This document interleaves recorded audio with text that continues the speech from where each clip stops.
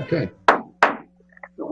Everyone to this virtual 7th, 2020. The COVID-19 will conduct its essential business rather than being required to gather present in the same necessary to protect the health, safety, and welfare of Tennesseans.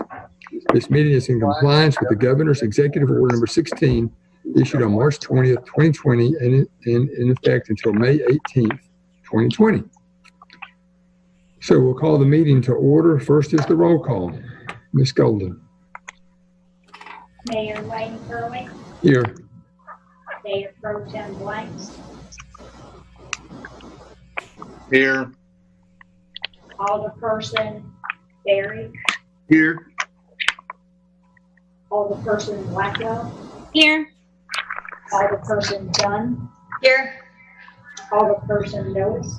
Here. Alderperson Mathis. 6. Okay, we have 6 present. Can you hear me okay? Okay. So we're very pleased that Pastor Smith is with us this evening. Ask everyone, if appropriate, please stand for invocation and remain standing while he leads us in the Pledge of Allegiance. Pastor Smith. Our Father, we come to you tonight, first of all, to tell you how much we love you. We thank you for your love and blessings upon us. We thank you for this board. We pray that you bless them tonight and help them as they conduct the business of our city. We pray for our first responders with all this virus going on, all of the medical world, protect them, give them protection, we pray. Be with the president, vice presidents, they make decisions that will affect all of us. And Governor Lee, we pray for all these people and the mayor. We want your will to be done. Help tonight, keep us safe, keep us in the center of your will. And I name we have these prayers. Amen. For the pledge. I Pledge allegiance to the flag of the United States of America and to the republic for which it stands, one nation, under God, indivisible, with liberty and justice for all. Thank you, Pastor. This evening. Appreciate it. Thank you. Thank you. Thank you. Commendations have been. All of us are aware of at least one teacher, I'm sure, but many of you are more than one teacher or amongst the professionals that are doing their best to continue to do their work. And in this case, their work is the education of young people of Tullahoma. So as you might know, next week is Teacher Appreciation Week.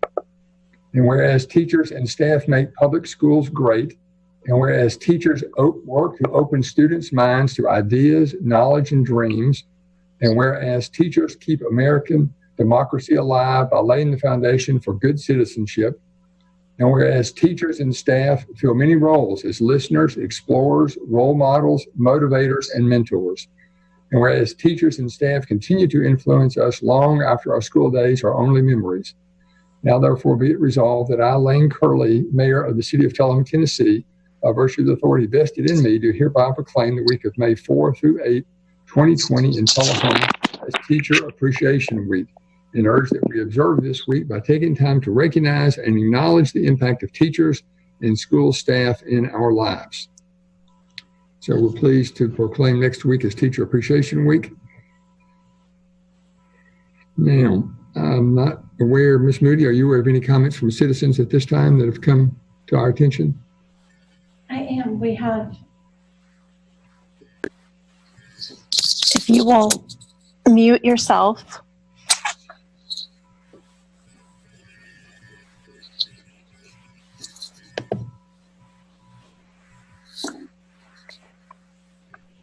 I didn't think about that. We have several comments that were received today. I'll start with this one from Dana Young. She contacted us regarding the East Lincoln rezoning. She asked that She said, I just learned last night that the properties across the street from properties owned by me and my family on East Lincoln Street are being considered for rezoning from R2 to R3. We were not notified of this possibility and would like more time to consider the ramifications to our properties. This neighborhood is a traditional residential neighborhood, and we are concerned about the future of the neighborhood once multi-unit housing is allowed. To our knowledge, this change has been requested to benefit one property at 423 East Lincoln. To make this big of a change to benefit only one property owner doesn't seem prudent.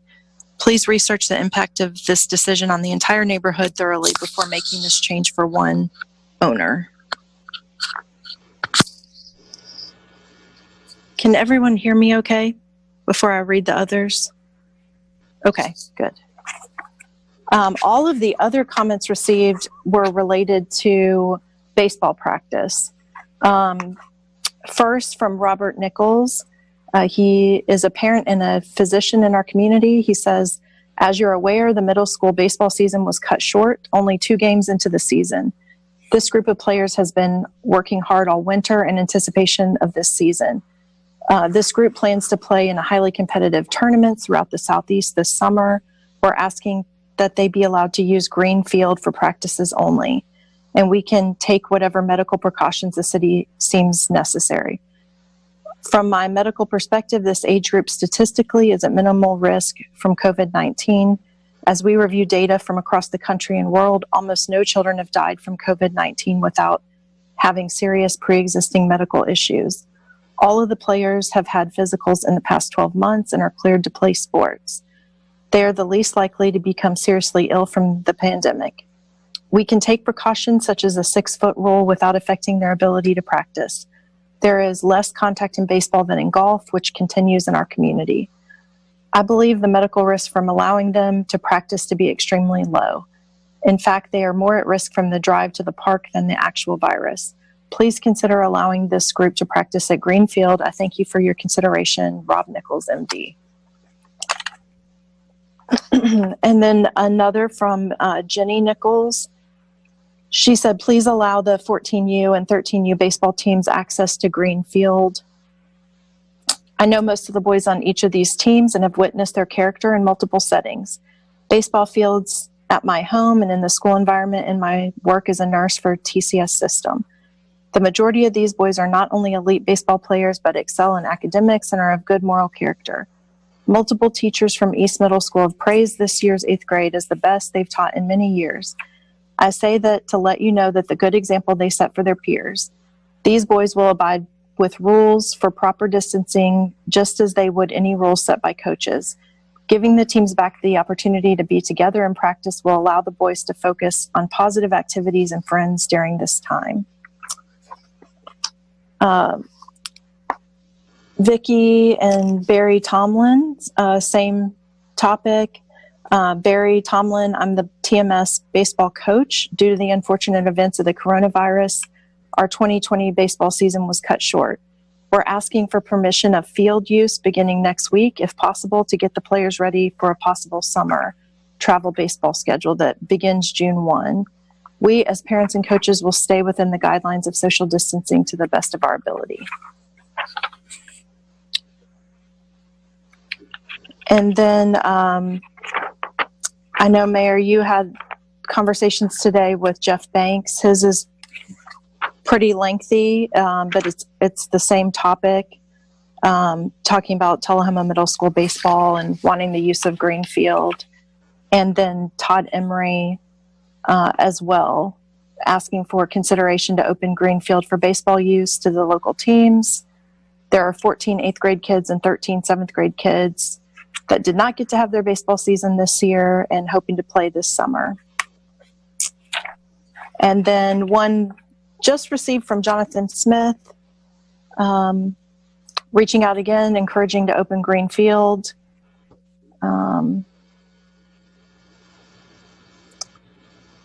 Yeah, I think the same thing. They've worked, just talking about how hard they've worked and wanting to see them be able to play. So. Do you have any news that you want to share with the community this time regarding the decision? I think the difficult thing, I have a response from Kurt Glick, and I know he's on the call as well, or on our meeting virtually, where we feel that we're sort of stuck in the middle is that we are still under an order to not have gatherings of more than 10. And from how we interpret and understand both guidance that's available under the Reopening America plan out of Washington, is that until we experience a decline in positive cases over a 14-day period, we are not even in phase 1 of a recovery. And then further from the governor's orders on Friday, reopening restaurants and retail for 50%. The way I interpret that is that those he feels like are essential businesses getting people back to work, but he hasn't relaxed, for instance, any direct contact, like salons, gyms, any of those things. So we don't feel like it would be prudent right now, knowing our local numbers and the dramatic increases that some of the neighboring counties are experiencing.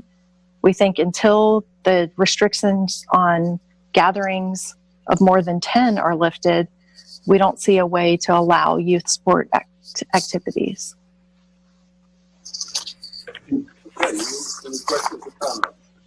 I've got a couple of questions. Am I still muted? Can you hear me? You're In still the muted. background. Yeah. On the as I understand it, they're asking to practice. Questions or comments? Can you hear me? As I understand it, they're looking to practice and not play. And in Recognize. in the baseball, there's no contact with people there.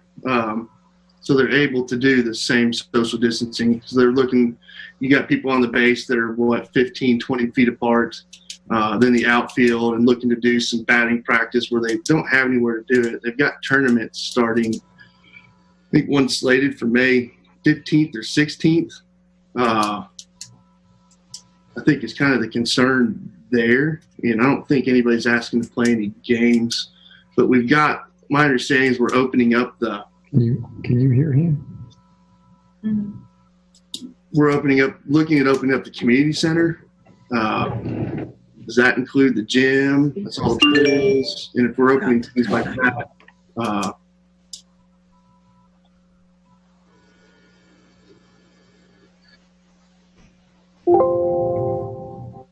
can you hear me now, Mayor? Mayor couldn't hear. Can you hear me now? Do you wish to be recognized? Yeah, I'll brief over what I said. I think what they're looking for is just, my understanding is they're just looking to practice. And on the baseball, if we're looking at opening up community centers, I mean, you've got less contact in baseball than you do in golf or disc golf or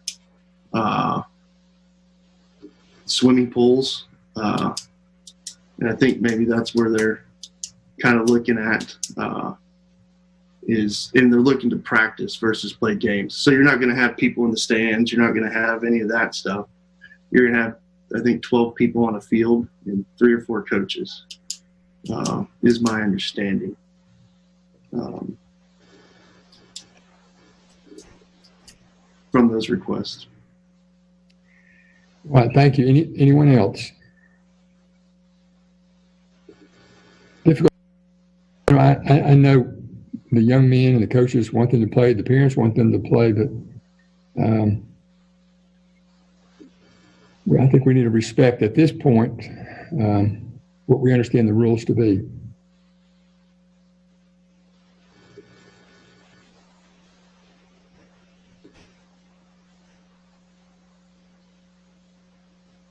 I would just like to add that we are reevaluating our position. I mean, obviously monitoring it daily and trying to make adjustments every week. Just as Alderman Berry mentioned, we have not made a decision to open community centers or any other public lobbies or facilities at this point, but we are planning for May and hopefully middle of May for what we may be able to do. So right now we're just asking for patience from all of the parents out there, and we will open the facilities as soon as possible.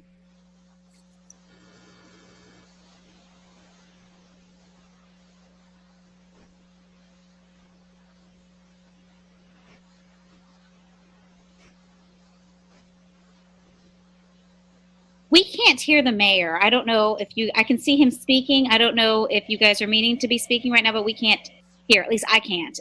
If anybody else. My fault. I muted you and I forgot to unmute you. Am I muted? Am I muted now? No, you're good now. You're good now. All right, thank you. Okay, we're ready for board reports. Did Mr. Mathis check in? Alderman Berry. Please, sir. I have no check-in. I'm sorry, no report? No report. Okay, thank you. Alderman Blackwell. I do have a report, and I apologize if there's feedback from my computer. Since our last meeting, I attended a planning commission meeting with Alderman Noes, and that will be a lot of the things that we discussed on, and pretty much all are on our agenda tonight. So we're looking forward to hearing our discussion around that. I also attended a Board of Education meeting. Of course, these are all via conference calls. They talked a lot about distance learning, teacher tenure, and also announced Teachers of the Year. And just a thank you to, it's Teacher Appreciation Week next week. So huge thank you to our teachers, to Alderman Dunn, who I know is also a teacher as well, and to all of our parents right now who are absolutely acting as teachers in their own homes with the support of our school system. The other thing I was going to say is a big thank you to our school system for doing the parades that they did this past week. It meant so much to my daughter, and I think to every single parent and family member I saw out there supporting their children and people who are their adults in their lives. And the other thing I was going to say is I know that technically they did not extend the shelter at home, but there are people still doing that who are staying at home, and some of those people, their homes are not safe. So I've been emailing with Kelly Gilbert with Haven of Hope, and I just want to make sure I mention that if your home is not safe, if you are in a violent situation, please, there's the domestic violence hotline. It's 1-800-799-7233. If you ever need support, give them a call. And that's it. Very good. Thank you, Alderman Blackwell. Dr. Blank. Thank you, Mr. Mayor. I've had a couple of 3 meetings since our last meeting. I've met virtually with that didn't sound right. But TUA, normal meeting, nothing out of the ordinary there. Arts Council had a meeting virtually. I was unable to attend that because my son came into town unexpectedly. Duck River decided not to meet. Some of my colleagues are technologically immature, but that we're going to get them up to speed. Hopefully, this won't go on forever. I hope in another month or 2 we'll be able to meet with each other face to face. Also like to thank our paving crews on West Side Drive from Tullahoma Drug all the way out to the funeral home. Looks a lot better. So paving has begun. The asphalt plants are up and running. So we're running on getting our paving list done. So be patient with them. They're going to, have some roads blocked, but it'll be hopefully smooth sailing. So just be patient there. Be patient with everybody. Doesn't cost anything to be nice and say thank you and please and thank you and just learn what your parents taught you growing up. That's all I have, Mayor, except shop Tullahoma if at all possible. Very good. Thank you. Let's see. We're ready for Alderman Dunn, please. Yes, sir. Well, I think this week has been it's been kind of tough for me for sure, because we had 2 different events that were scheduled for last week. On Monday, we were supposed to have our Earth Day celebration. Of course, we weren't able to do that. But I do want to encourage people who are still wanting to find ways to go green. one of the easiest ways to go is to get a rain barrel and put it on your house. That's one of the best ways to control flooding or flash flooding in the area. So if that's something that you can do in your house, that's if everybody in Tullahoma did that, we could make an astounding difference in the way that we control our stormwater. And also, some folks who are living near East Lincoln Elementary may have noticed that we have a new rain garden in the back of East Lincoln Elementary. So the Public Works Department has already dug that out. And I'm really hoping that in the next few weeks that we will be able to find some volunteers and safely get that going. So if you are interested in joining us, if you feel comfortable being one of our volunteers, I would love to have your help. So you can email me at aldermandunn@tullahomatn.gov. And I think now more than ever, I think it's really obvious that we can all make a difference, that just one person, it really, really, really does affect other people. So we can use that same information in a positive light. So I hope that you all are making ways to find positive differences. So thank you. That's all I've got, Mayor. Alderman Dunn, do you have some? Can you hear anybody in my background? Sorry, did you ask if you could hear some sass behind me? Yeah. Yeah, I am not alone tonight. So that's Oliver. So he's joining us from the living room. Please, sir.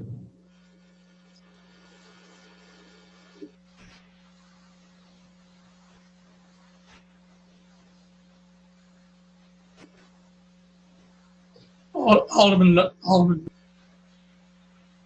There he is. Mayor, I did not hear you call on me, but I guess I'm next.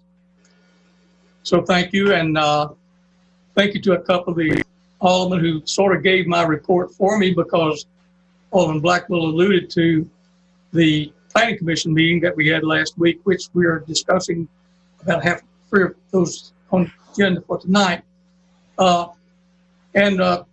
Dunn talked about the drive-by, and Alderman Blackwell talked about the drive-by, the teacher drive-by. I got caught in that 2 or 3 times on Friday last week. Every time I turned around, I was getting caught up in the teacher's drive-by. That was the neatest thing. Thank you, teachers, for doing that. That was, children seeing that must have been particularly special. One of the other things I had an opportunity to participate in last week was the Coffee County Mayor's task force meeting for talking about reopening the economy in Coffee County and how to best do that. And I'm glad to see that we in Coffee County are, for the most part, generally following the guidelines that are coming down from the state and from national. So we're not reinventing the wheel with anything we're doing here. We're following safe practices and good practices that are coming down from others. So we'll be participating in that same conversation again tomorrow at 1 o'clock. So I look forward to doing that. That's all I have tonight, Mayor. Thank you. Thank you. Okay. Mr. Worsham joining us, Ms. Moody? He is on the meeting. Mr. Worsham? Am I muted again? Mr. Worsham, are you available?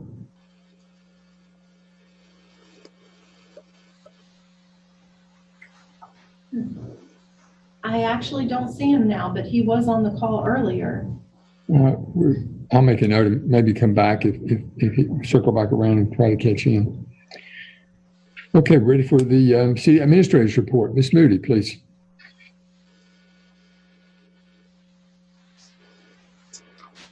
Well, okay, I have a few things for tonight. First, we have a correction to ordinance 1537, and it's not an error on the agenda itself, it's just a correction to the ordinance. So on page 74 of your agenda packet, it should reflect 520 East Moore Street.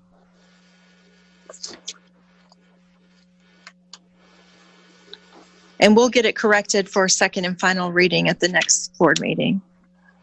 I also wanted to share with you that we have hung the senior Tullahoma High School baseball players banners up at City Hall.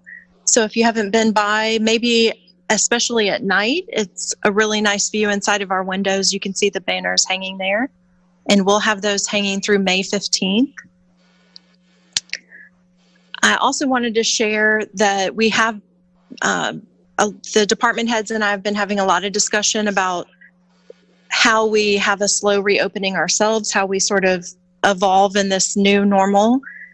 And beginning on May 4th, we are going to bring back curbside recycling service, begin our normal routes again, so people can start putting their items back out at the curb.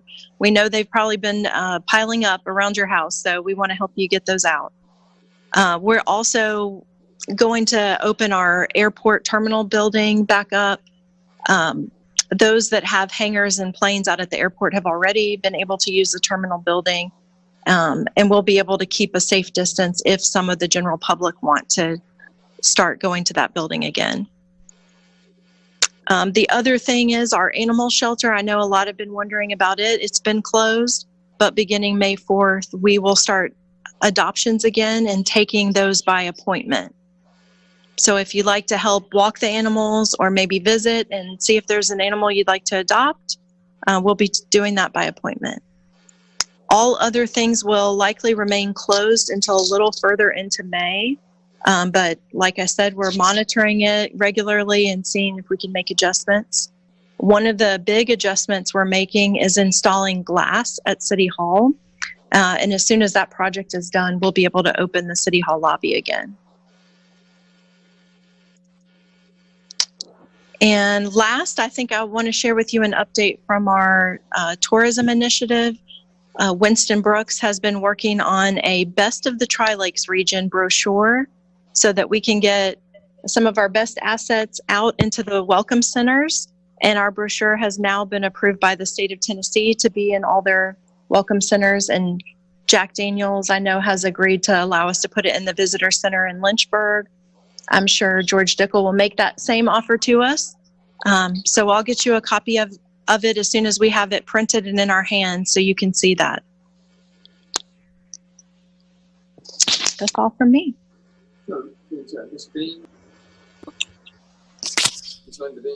Yes, thank you, Mayor. I meant to introduce Miss Bean. Very proud to say that she's here tonight to deliver our city audit, and I'll let her deliver the good news to you.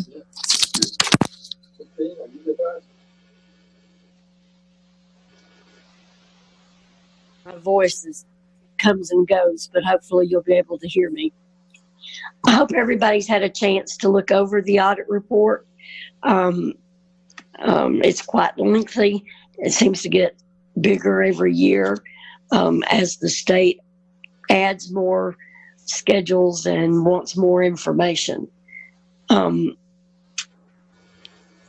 If anybody has any specific questions, I'll be glad to answer any questions that you might have. It is a clean opinion, unqualified opinion, in that everything is fairly stated in all material respects. There were very few actual findings.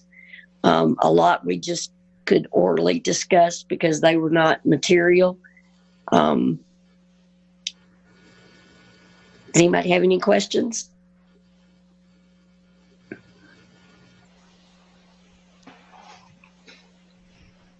I see the mayor talking, but I don't hear him. I don't hear him either.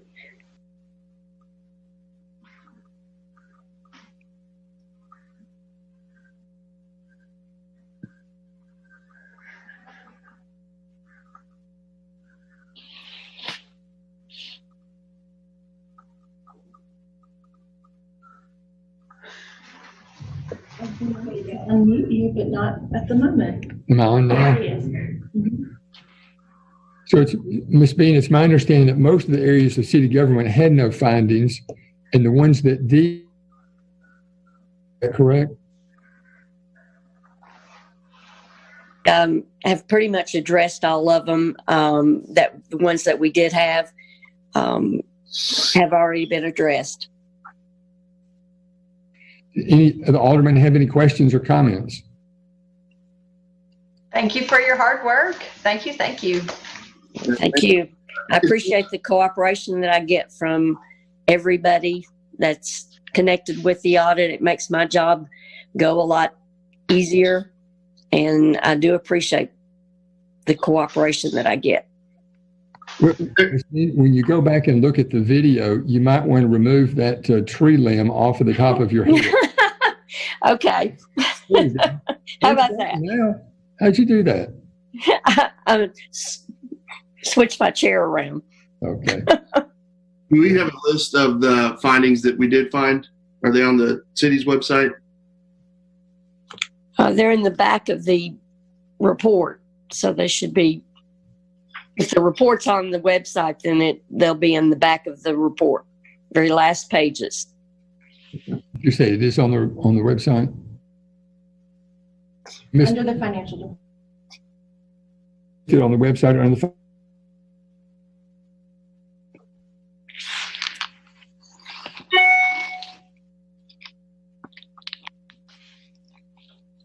We're ready to move on unless you're audit, and we'll approve the or accept delivery of the audit in the next motion. Speaking of the next motion, the next item on the agenda is the consent agenda. We have 6 items. Item number 20-32, the minutes of April 13th, 2020. 20-33, March financial summary. 20-34, approve an addendum to the recyclable solid waste processing agreement between the City of Tullahoma and the City of Manchester to suspend performance for 6 months and allow City of Manchester to seek an alternative disposition for recyclable materials. Item number 20-35, an agreement with Householder Artman PLLC to perform audit services for the City of Tullahoma, Tullahoma City Schools, Tullahoma Industrial Development Board, Tullahoma Airport Authority, and Tullahoma Area Economic Development Corporation, in the total amount of, for all agencies, of $44,000 for the fiscal year 2020. Item number 20-36, approve proposed changes to the bylaws of the Tullahoma Arts Council, including a renaming to the Arts Council of Tullahoma, ACT. Item number 20-37, accept delivery of the fiscal year 2019 audits. Is there a motion to approve the consent agenda? Motion to approve, Alderman Blackwell. Second. Noah's. Second by Mr. Noes. All those in favor of the consent agenda as presented, please indicate by saying yes when Ms. Golden calls your name. Mayor Curlee, yes or no? Yes. Mayor Pro Tem Blanks? You're muted, Jimmy. Jimmy's muted. You're still muted. There we Okay. go. Yes. Alderman Blanks is yes. Alderman Berry? Yes. Alderman Blackwell? Yes. Alderman Dunn? Yes. Alderman Noes? Yes. Alderman Mathis, have you joined us yet? There's 6 yes. Okay, the consent agenda is approved. We'll now go to old business. Ms. Moody, any old business to come before the board tonight? No old business. Right. Business will go into new business. First item under new business, 38, sign a contract in the amount of $200 of a new park street. Motion to approve. Second by Alderman Blackwell.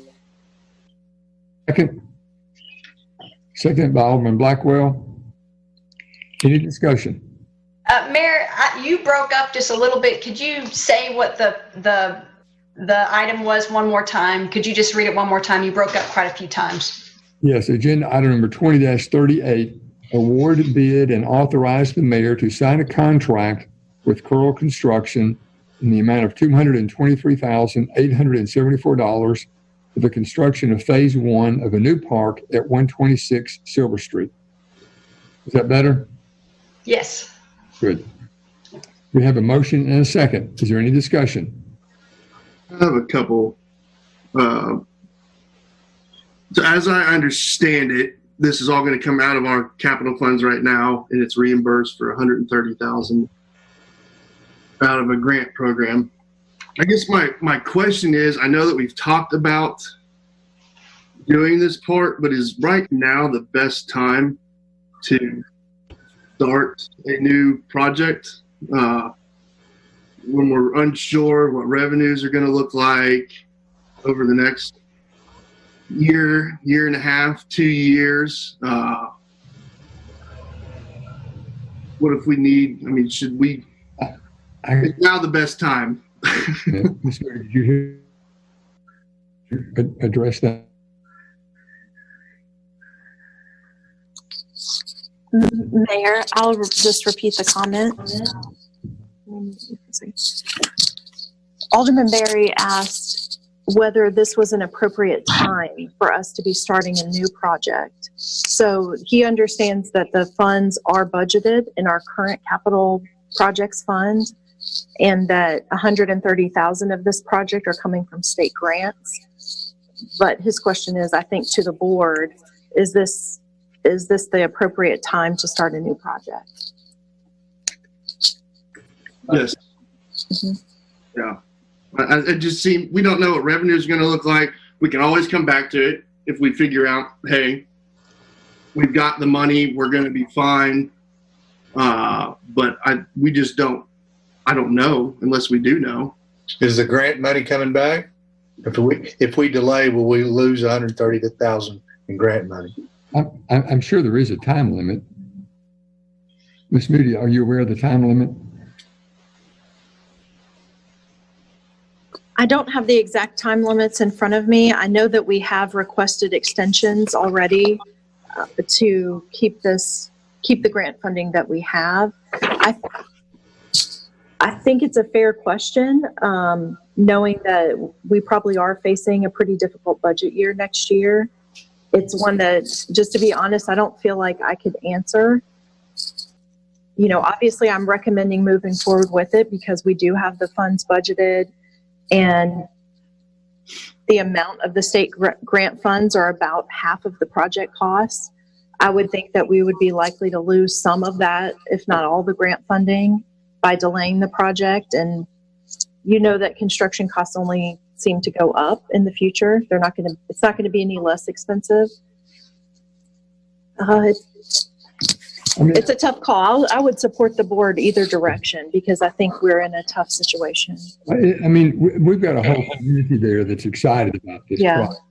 And they've attended meetings, they've seen the plans, we've all seen the plans.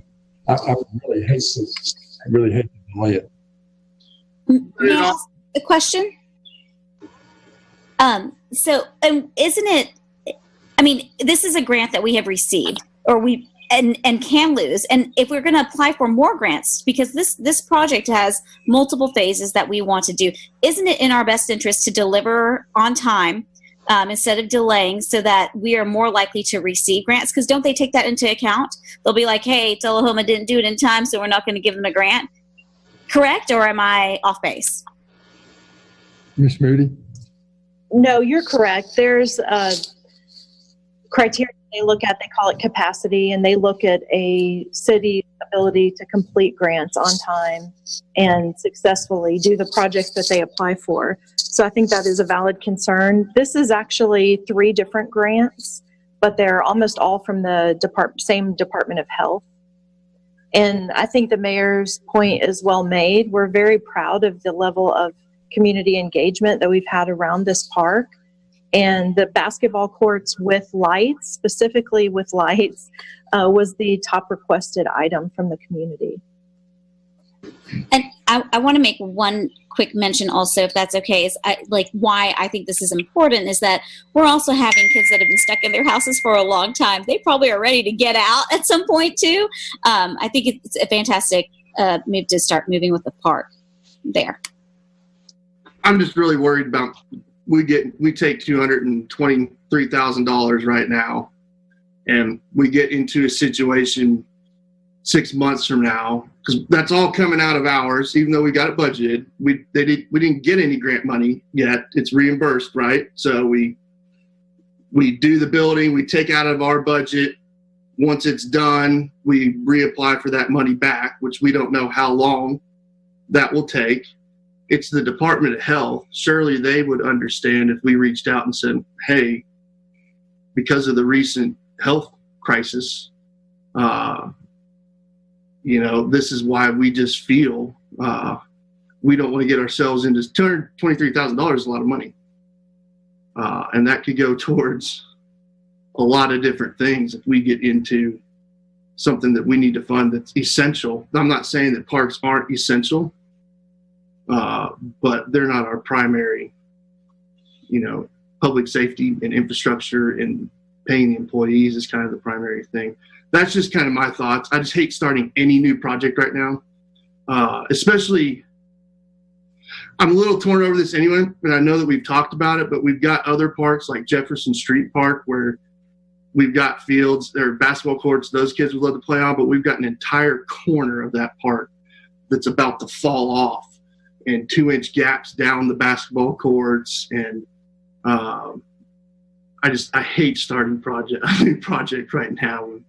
We have other basketball courts that we aren't taking care of. That's all I've got.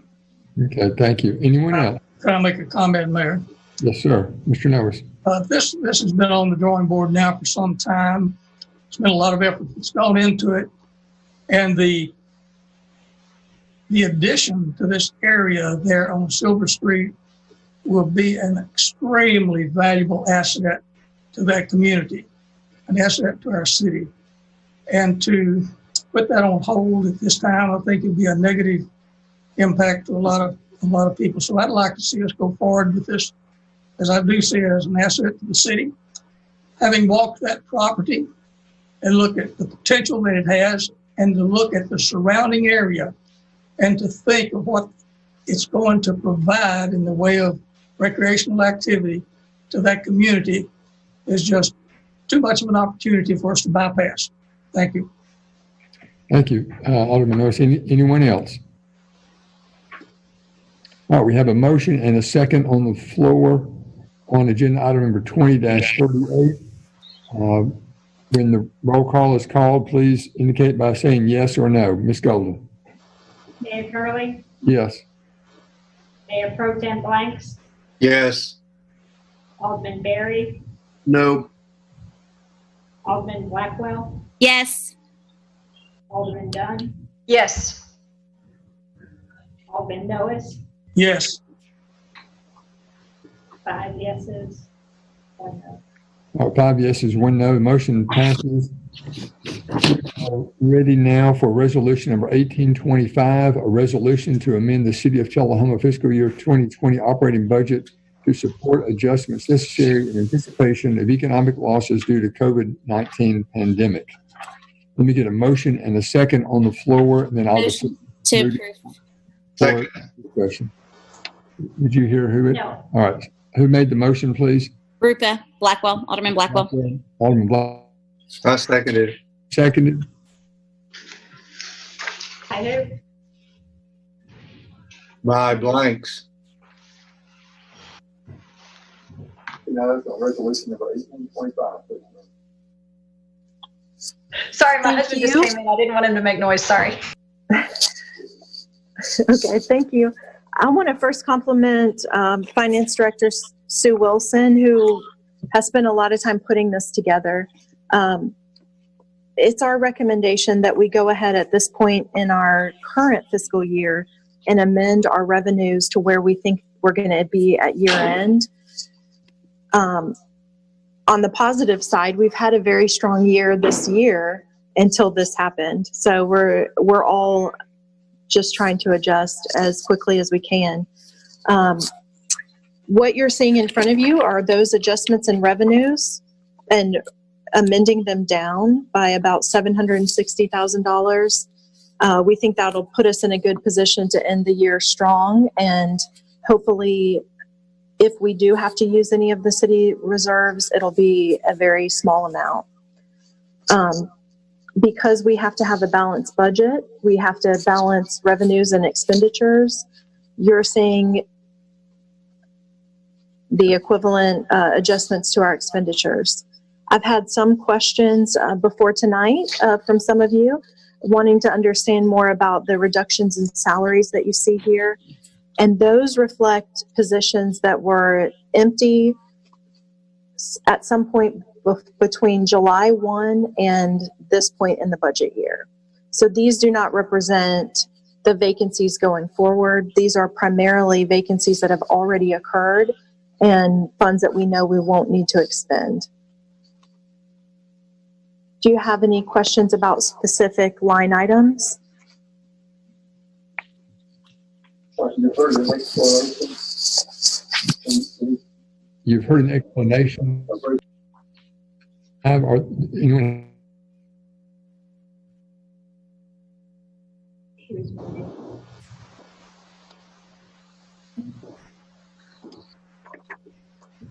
anyone?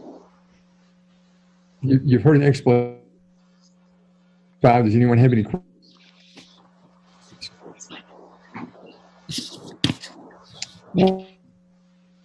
Ms. Gardner, please. Curlee, yes or no? Yes, for me. No, sorry.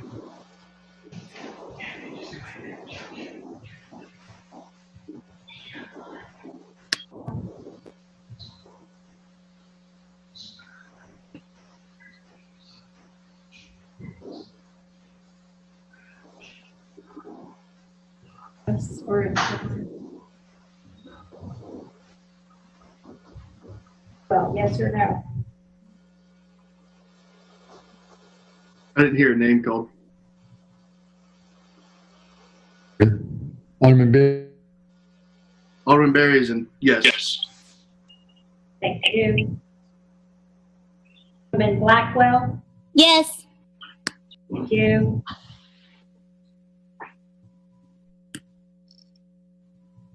She can hear you. Alderman. If it's me, Alderman Dunn is a yes.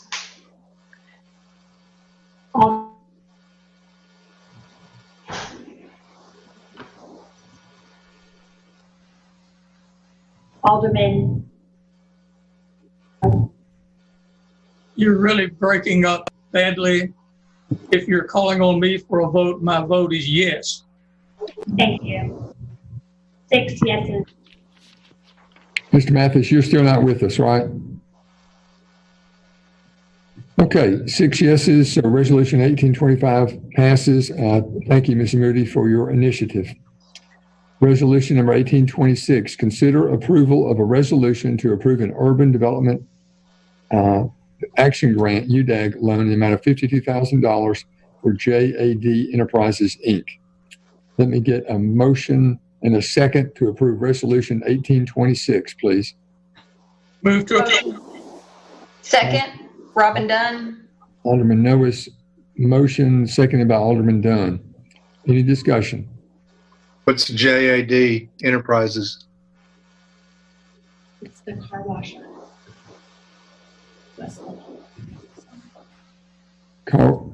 Car wash next to on West Lincoln Street next to Sonic. We've done one for them before, correct? Yes, years ago. Miss Moody is saying years ago. That makes me feel old. I was on the board for the last go around too.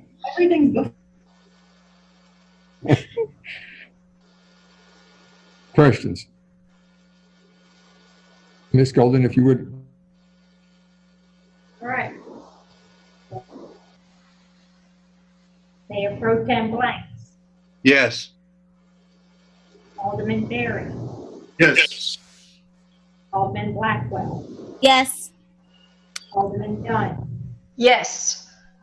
Alderman Noes. Yes. Alderman Mathis, still absent. 6 yeses. Resolution number 1826 passes by a vote of 6-0. We're ready for ordinance number 1536, an ordinance to amend the zoning map of the city of Tullahoma, Tennessee, as set forth in the Tullahoma Municipal Code 92.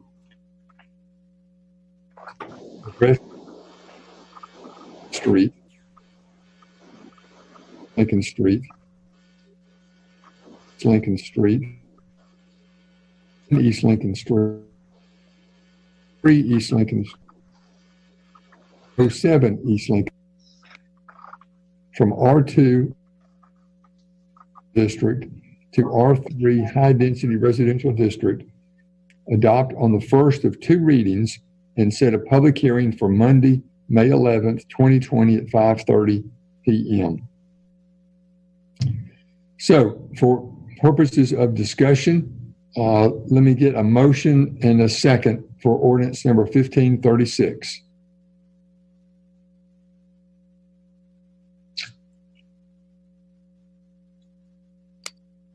Alderman Blank. All right, for the purpose of discussion, Alderman Blanks, did you make a motion? I did. Okay. Purposes of discussion, I will second the motion. Alderman Noes seconds the motion.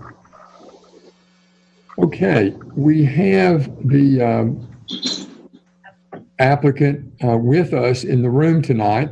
We have Lee Lawson, apparently from San Francisco tonight. That's a cool picture. So we've got a motion and a second. Let me defer to Mr. Lawson for an explanation and the Planning Commission recommendation. Mr. Lawson, can you hear me? Yes, sir, I can. Okay, you're recognized. Okay.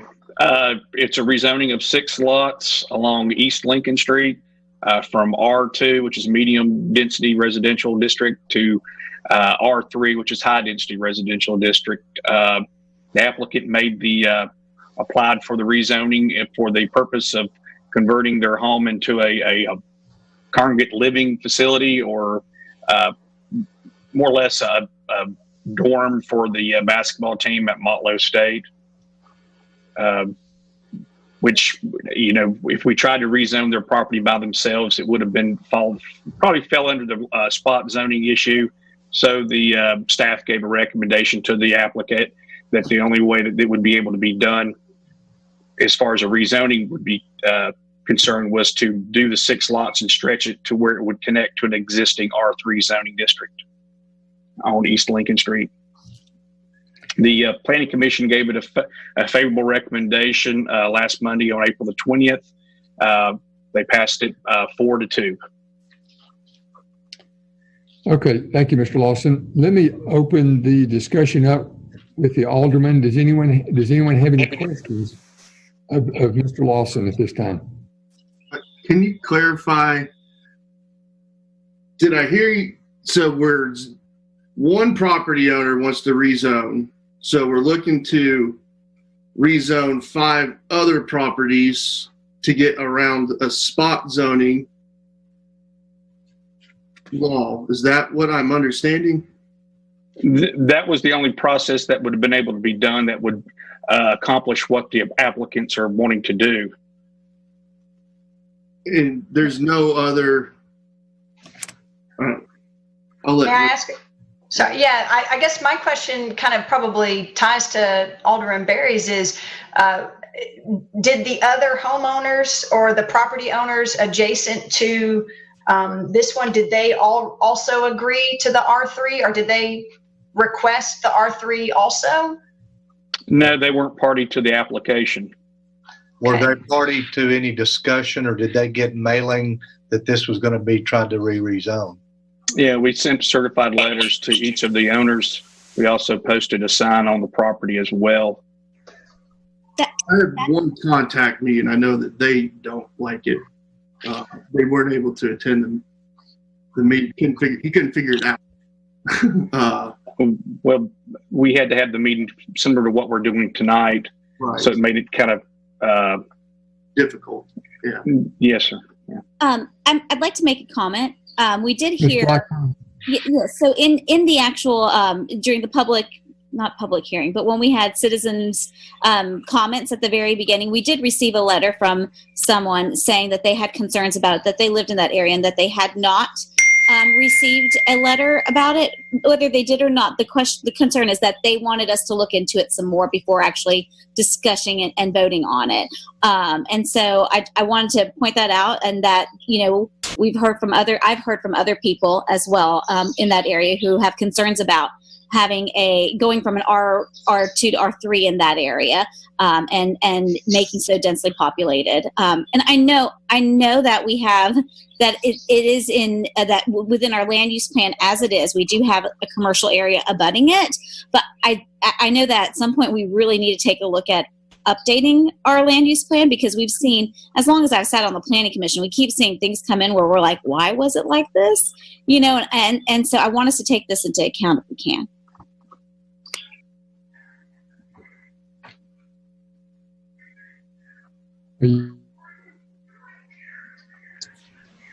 Here, can I comment? Are you still with us? Yes. This property is being proposed for a R3. They're proposing to do this to accommodate housing for the Motlow basketball team. It actually provides a much needed housing for students. It's a continuing issue for Motlow students and for the University of Tennessee Space Institute students. However, I voted to approve this at the Planning Commission meeting. I made a motion, I seconded the motion for discussion tonight. Having heard the comments from the people who live across the street from this property, I think at best it's appropriate that we postpone this action tonight until we have had a further look at this and heard from more property owners in the area. This is just the first meetings, plus we passes, then we will have that opportunity and your request correct. Oh, can I ask? I just wanted to know. I know that it's meant for Motlow basketball players, and that's like the intended audience. Is that something that follows the open housing laws? Like, can you pick and choose who? I mean, or is this something that's owned by Motlow? Is that what? I'm not sure if. I'm just sorry.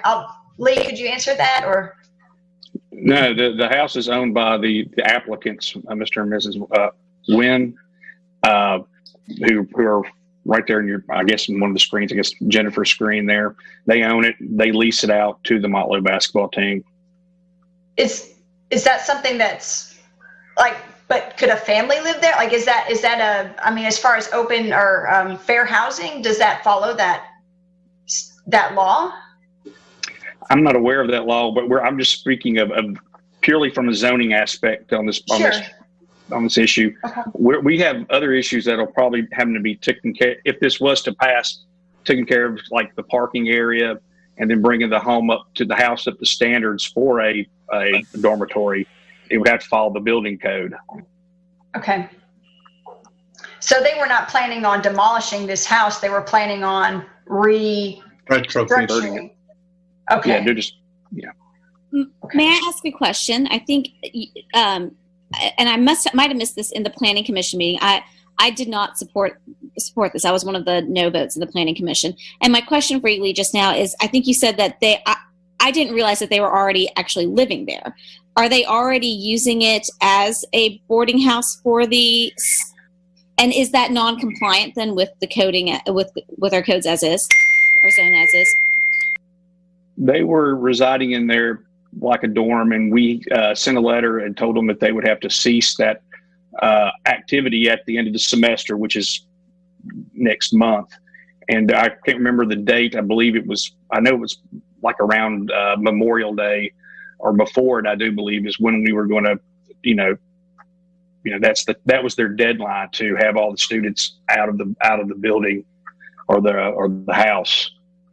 So we've done a code enforcement case on the property for this particular issue because they were residing in the home, as using it as a boarding house or a dorm instead of a home, which was not permissible in the R2 district. I'm extremely pro let people build. Mr. Beard, I'm extremely pro letting people build, and I just don't know that I like this. I like the idea of let's talk to each of these homeowners before I don't know how this impacts their property values. I don't know. There just seems to be a lot of unknowns here, and something just feels not right. Off, not right about it. In the way that it's happening, and there may be nothing there. It just feels that way. I have to agree. Actually, Mr. Lawson, are you still with us? Yes. So, and you might have said, and I just did not hear or understand. There are 6 properties that are proposed to be rezoned. Does the applicant own all 6 properties? No, they own one property. And so we're rezoning 5 other properties for the purpose of connecting to an appropriate zone property. That's correct. Wow. Okay. May I make one comment? Ms. Blackwell. So, and with that being said, affordable housing is something we definitely need in this town. I don't think this is a way that it should be done, especially since we're rezoning other properties in an area that's single-family homes mostly, and a lot of those are renters. So those homes, some of those are being rented by families who may not have, are not the owners of the property. And I think that, it's a beautiful area that we should be preserving, and making it as such. So that's what I just wanted to say. May I ask about the certified letters then? Were the letters sent to the property or were they sent to the property owners? To the property owners. Okay, so which may or may not have been at that address. So if you were living there, the only way you would have seen, you would know that was happening would be to see the posted sign. Well, as far as them, yeah, they could see the sign, but the way our regulations are set up is that we mail it to the owner, and then we do mail it to the adjacent property owners within 100 feet of the properties to be rezoned. Okay, so each of the owners of the 5 properties in question received a letter, and then everybody 100 feet from every single one of those properties also. So that whole perimeter around those 5 properties also. Right. And mainly was the properties behind it. Lincoln Street has a 100-foot right of way. Okay. So the properties across the street were beyond. Gotcha. These certified letters that we send, do we do them return receipt or just certified? No, we have a return receipt. What was your return receipt percentage? I don't have the folder in front of me. It's in the office. I would have to look at that to get that information. Barry, what happens if if this comes up and we vote no? Does that just kill it? What if we table it or we postpone it? What happens? Let me get a sense. The 5 motion in the second on that simply approves on also sets up.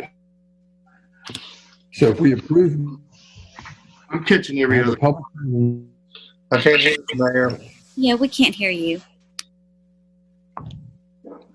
Am I muted? It's just Buffering. Try again. Okay, so approve on the floor, ordinance number approve this or simply requires two or setting a public May the 11th. I think maybe let me say it to see if I caught it. If we vote to approve this now, we're just setting a public hearing for the next meeting, and then we would vote on it a second time after that. Is that what I'm hearing? Kind of every other word? Every 10th word. Try it again, please. So is what I'm hearing that if we all say yes tonight, we're just saying we're going to set a public hearing for next meeting, and then in that meeting we can vote yes or no to it. I'm sorry, you did. Just try again. Is it my internet? What? No. I can hear Daniel. What I'm understanding is if we vote yes tonight, what that does is it sets a public hearing for the next meeting. And then in that meeting, if we would have the opportunity to vote yes or no again, correct? Ms. Golden, tell me what he said. Yes, if we vote yes tonight, then it will have a public hearing on May 11th and an opportunity for the second reading, voting on. That's correct. That's correct. So this is only one shot at this tonight. So is that the pleasure of the board to proceed? Mayor, can I make one further comment? Mr. Norris. We have 6 voting tonight. If we do not approve it by a majority vote, does that kill it tonight? Yes. Thank you. All right, you've heard a reading of ordinance number 1536. We're on the first of 2 readings. We have a motion and second on the floor. Is there any further discussion?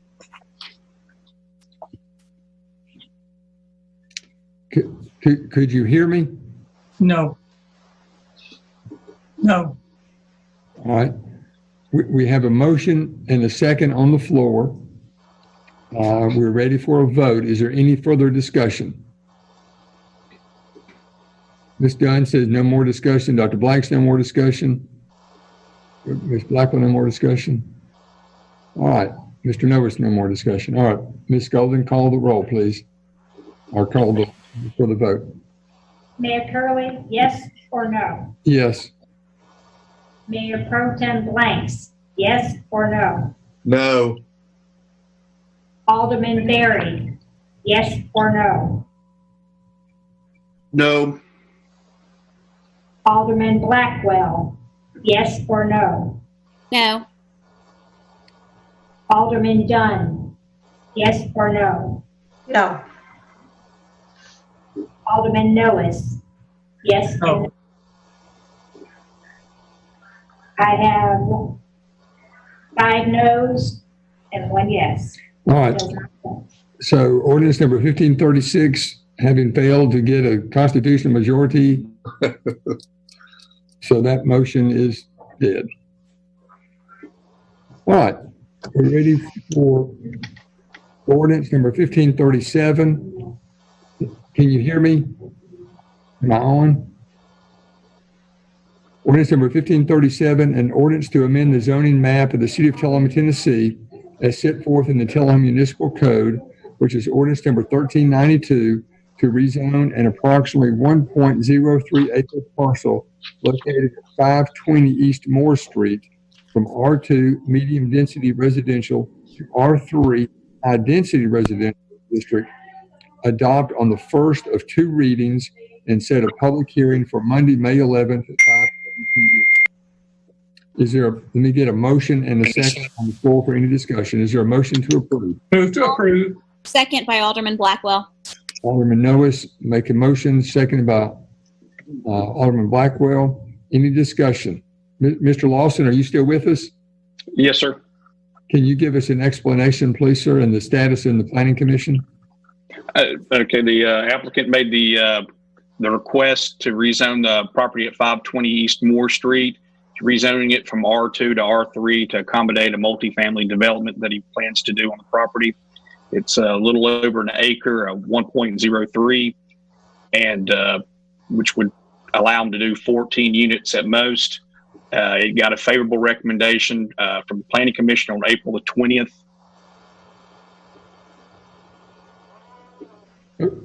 Okay, you've heard it. Expo 7. We have a motion. I've got a question. Lee, you said he could build up to 14 units on there. Have you all received a plan for the at all? No, this is we just received an application for the rezoning. Okay. So I mean, it could be up to 14, but it also could be a duplex. But we don't know. It could be several. I mean, if it's okay. We have to see the site plan. Once he gets his engineer to draw up a site plan, everything, we'll bring it to the Planning Commission. Of course, we'll review it from the Development Committee to make sure that it meets all the regulations of the city before bringing it to the Planning Commission. But this is just for the rezoning. We haven't seen a concept plan. Okay. Now, actually, we did see a concept plan, but I never did receive it. Andy Best, who was representing the client, did show us sort of a layout, but it was going to be single-story multifamily. So we saw sort of a concept just for a brief moment during the Planning Commission meeting. Okay. Now, this one does have adjacent R3 lots already, correct? It's not like it's different from the other in that aspect, is that we're not asking for something completely out of the ordinary here. It does abut R3 zoning. Okay. Okay, any other questions for Mr. Lawson? All right, Ms. Golden, if you would call for the vote. Mayor Curlee, yes or no? Yes. Mayor Pro Tem Blanks, yes or no? Yes. Alderman Berry, yes or no? Yes. Alderman Blackwell, Yes.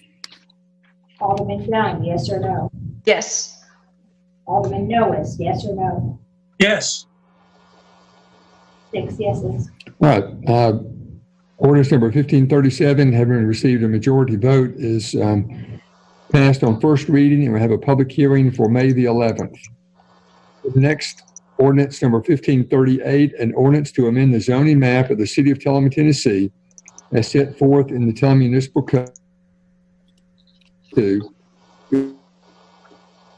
Is 1801, 1807, and 1821. Manufacturing and warehouse commercial district.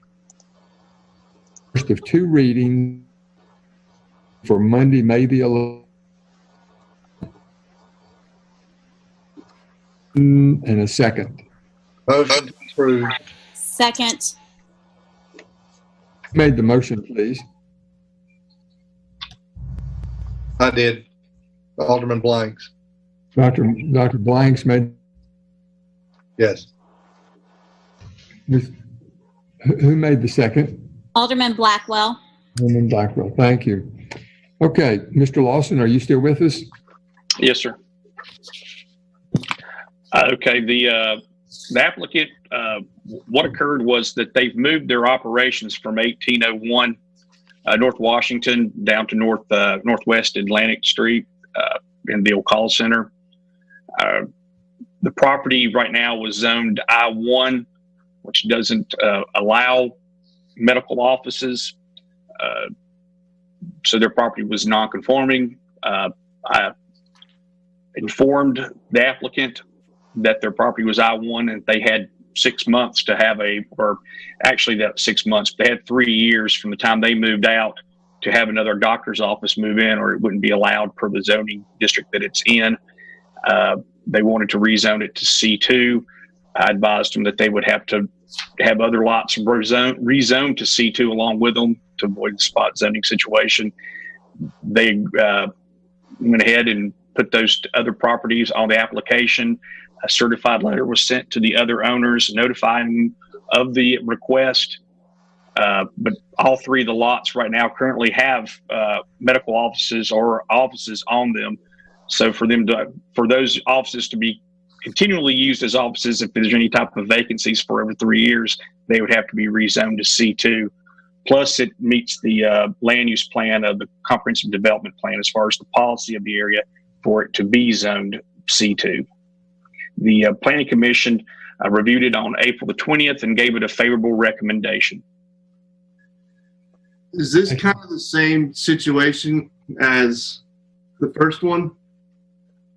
Yes. May I speak to this just a little bit? I think, because we've seen this neighborhood before. We had this particular neighborhood, there was some development going on. I guess it was 2 years ago. And the residents that lived there, many of them found out by surprise that they had all been zoned. I think it was industrial. I don't remember which number it was, but it was part of the planning that went on. And I think this is just more of that same neighborhood that these are doctors' offices that were doctors' offices before it was industrial, and now and they want to revert it back to commercial. Am I remembering that right? That's correct. What ended up happening for some reason is when they had adopted the new zoning ordinance back in 2007, they adopted a new citywide zoning map and changed that whole area to I-1, yes, which included these doctors' offices and those homes on North Washington Court. And I think this is one more example of why I think it's going to be really important when we do another citywide plan that we are very adamant about including all of the community in making that plan together. So, and I'm glad that this is something that we can remedy now in this particular situation. And I'd like to also caddy off of Alderman Dunn's comment and how I think, as I've seen on the Planning Commission the past year and a half, how important it will be for us to hopefully have a updated comprehensive plan in the next year or two, because it's definitely, we see it coming on the Planning Commission all the time. I feel like where it's like kind of, fix it. So for lack of a better term, we're playing like fix it with it. So just a comprehensive plan would be fantastic. So in the past, this area was, say, a C2, and then we went ahead and rezoned it to an I2 somehow underneath from the property owners.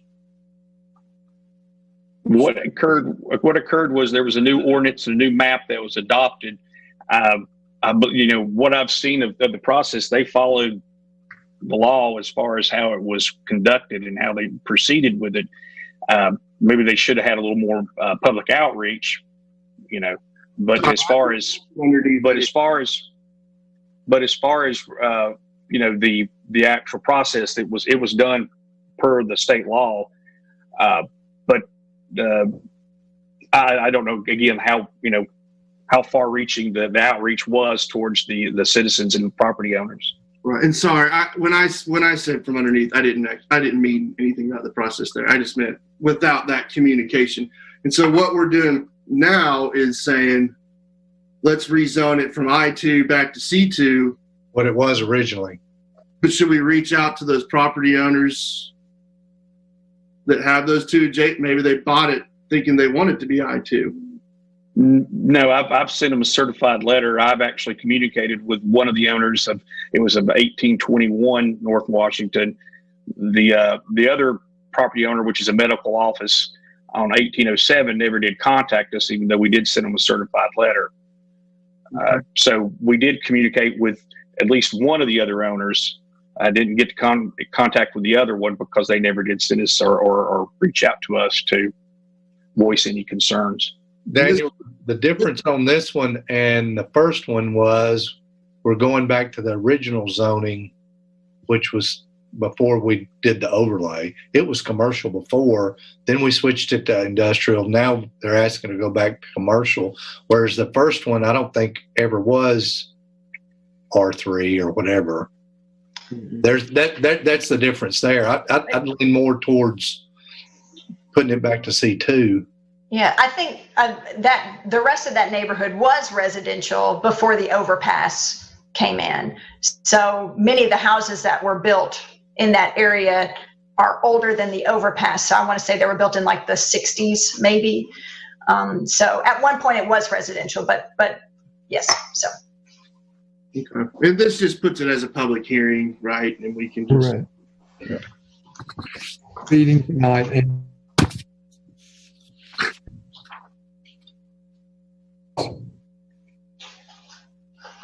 is there other discussion? Ms. Golden. Mayor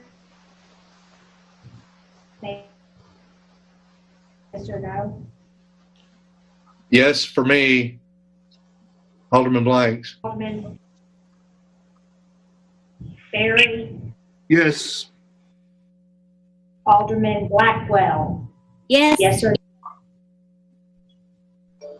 Alderman Dunn? Yes. Alderman Lewis? Noes votes yes. Thank you. 6. All right, we have 6 yeses, so we will, we've approved on first reading ordinance number 1538 and set a public hearing for May the 11th at 5:30 p.m. Ordinance number 1539, an ordinance to amend the zoning ordinance of the City of Tullahoma, Tennessee, which is by amending Article 2 definitions, Article 4 specific district regulations, and Article 6 special regulations by creating a new section 606 development standards for microbrewery, microdistillery, and micro winery, adopted on the first of 2 readings and set a public hearing for Monday, May 11th at 5:30 p.m.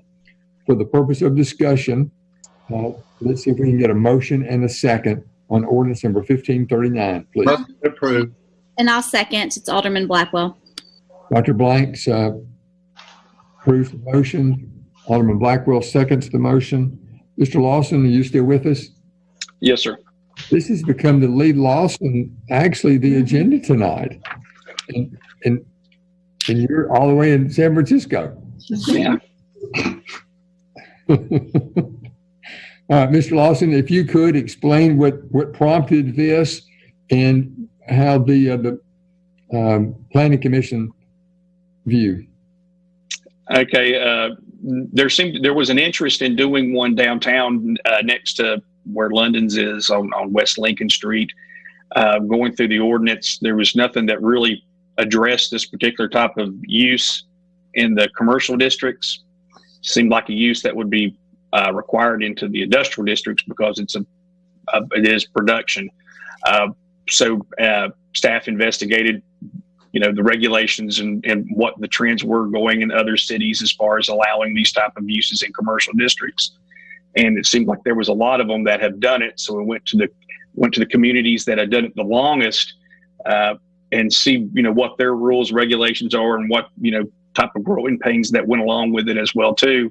And so came up with the regulations as far as the definitions to set a limit of what's construed as being a microbrewery or distillery or winery instead of an actual full-blown one that would have to go in an industrial district because it would be more of a food production than it would be, and be a little bit more, I guess, conflicting with the other uses, especially if it was bordering along residential district. And also creating standards that would, if we do have these type of facilities, that there would be some type of mitigation between them and residential use property. And the Planning Commission did review the text amendment and gave it a favorable recommendation on April the 20th. Very good. So you've heard an explanation. We have a motion and a second on the floor. Is there any discussion? Does this in any way affect our current brewery here? No, actually, it actually kind of helps that. It was I wasn't here when it went through. It's in a C2 district right now, and with this new text amendment, it actually would be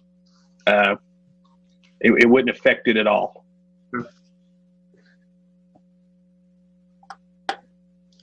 All right, Mr. Berry, any other questions? I have a question. I know it says on page, where am I? I'm on 87. On page 87, it says uses permitted upon review in the C3 district, which is our neighborhood commercial. Is that correct? Right. Yes. I personally feel a little uncomfortable with allowing it even upon review in C3. I think C2 and C1 is perfectly fine, but I think, having a next door neighbor being a single family residence right there, I think just as a parent, I would feel a little bit less comfortable with that.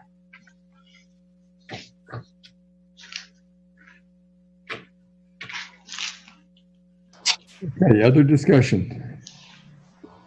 Are we ready to vote?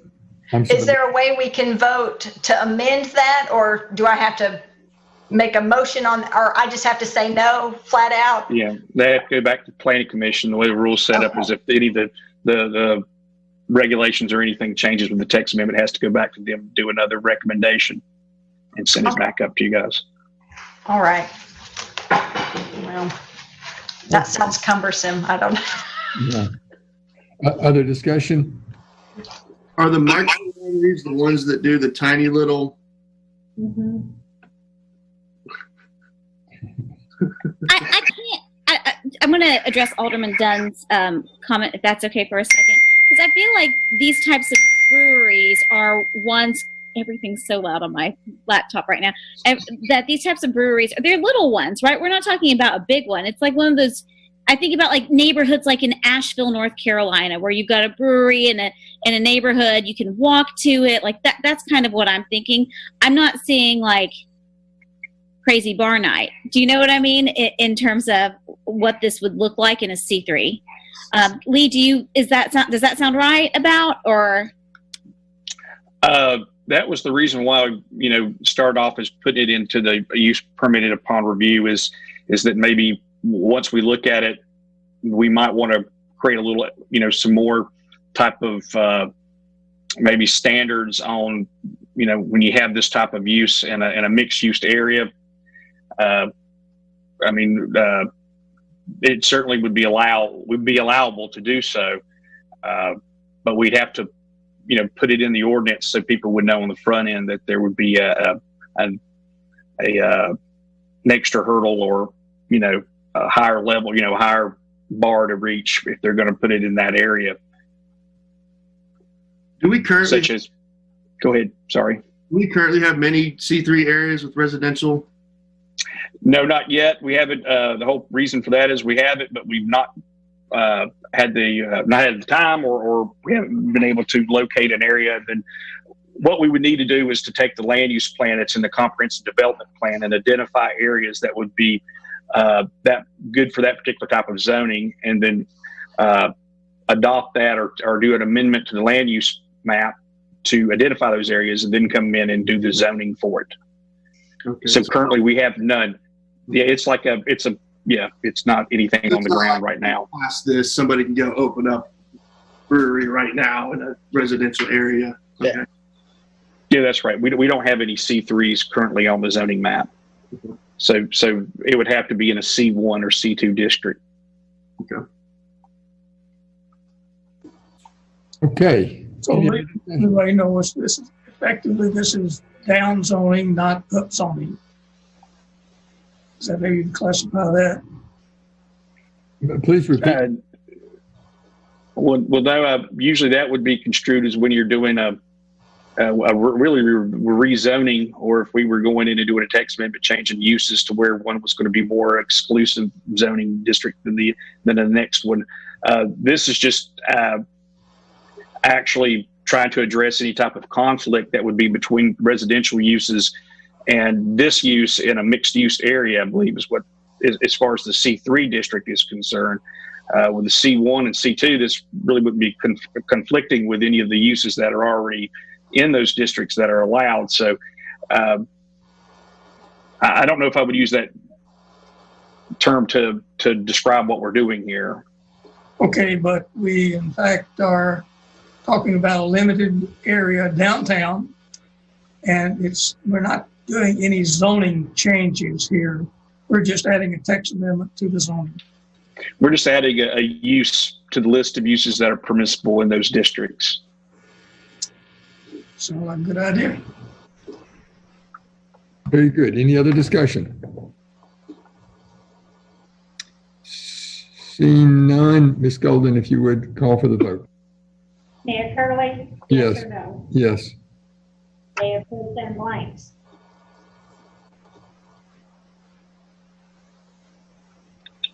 Mayor Pro Tem Blanks, yes or no? You're muted, Jimmy. Yes. Thank you. Alderman Berry, yes or no? Yes. Alderman Blackwell, yes or no? Yes. Alderman Dunn, yes or no? Yes. Alderman Noes, yes or no? Yes. That's 6 yeses, thank you. Okay, ordinance number 1539 passes on the first of 2 readings, and we just set a public hearing for Monday, May the 11th at 5:30 p.m. Ms. Moody, any other new business that you're aware? Seeing none, we will adjourn this meeting and go immediately into the beer board portion of the agenda. We have one item, 20-BB13 minutes of April 13th, 2020 beer board meeting. Is there a motion to approve? Move to approve. Second. Motion by Mrs. Blackwell, seconded by Dr. Blanks. Ms. Golden, if you would call for the vote. Mayor Curley, yes or no? Yes. Mayor Pro Tem Blanks? C. That's not an option. That's not. Yes. Alderman Berry, yes or no? Yes. Alderman Blackwell, yes or no? Yes. Alderman Dunn, yes or no? Yes. Alderman Noes? Yes. Well, at the very end, we finally got it all together. We could hear everybody. Yay. Yeah. I just spoke a different language. Oh my goodness. Yeah. Okay. Well, I'm worn out. I don't know about y'all. But thanks everybody for your attendance at this virtual meeting. And unless there's an objection, we are adjourned. Good night, everyone. Night. Thank you. Night. Night all.